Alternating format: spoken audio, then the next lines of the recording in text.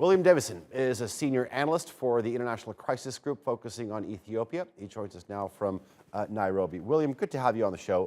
Put this into perspective for us. Just a couple of weeks ago, the situation in the country seemed like it was in a deadlock. The Tplf rejecting any demand by the government in Addis Ababa that they withdraw their forces from regions like Amhara and Afar. Now they're coming out signaling or saying that they're going to be scaling back in phases towards Tigray. What's behind this reversal?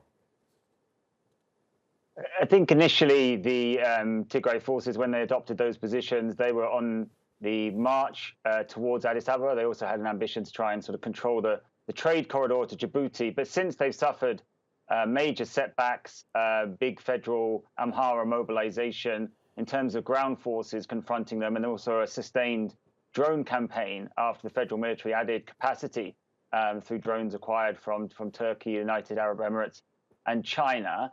So that's led to this very significant withdrawal by the Tigray leadership. Now they've actually retreated all the way back into Tigray. As you've mentioned, they've sort of appealed to the Ethiopian government, but also to the international community, to the UN Security Council, to try and get some sort of cessation of hostilities and peace process underway. Okay, we'll talk about that in just a bit, but I want to touch upon the humanitarian situation. Nearly 500,000 people are thought to be on the verge of famine in the region. Is getting food and much-needed aid into the region going to be a top priority for Prime Minister Abiy Ahmed? It hasn't been so far.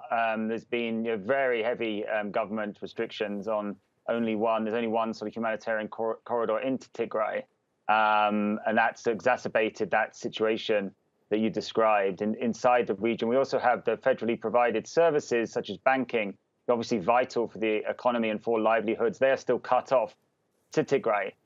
So there's a possibility, of course, and we hope that as part of a peace process, and that we will see much improved humanitarian relief operation.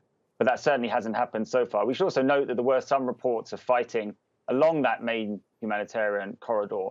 So there's still plenty of reason for concern in that regard. Okay, you talked about the possibility of a ceasefire as a result of this pullback from the Tplf.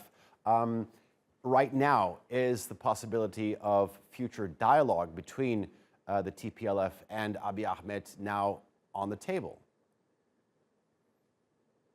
That would be a sort of downstream consequence of any achievement in terms of stopping the fighting. I think what is significant is that the Tigray forces are out of those neighbouring regions. Therefore, there is at least the basic grounds for some form of negotiations. Also, significantly, Tigray's leader, in a letter to UN Secretary General Guterres, they have basically said that their demand to reclaim territory in Western Tigray that was taken by Amhara region at the beginning of this war, that can now be sort of folded into a sort of ceasefire process. So that's potentially a very significant step that could get things underway. There are still massive obstacles that remain. There's a complete lack of trust between the parties. There's some active fighting. But indeed, it does look like there is a lot more hope than a few weeks ago, let's say. Okay. William Davison, we'll leave it there for the moment. From the International Crisis Group, the latest from Ethiopia, joining us from Nairobi. Thank you.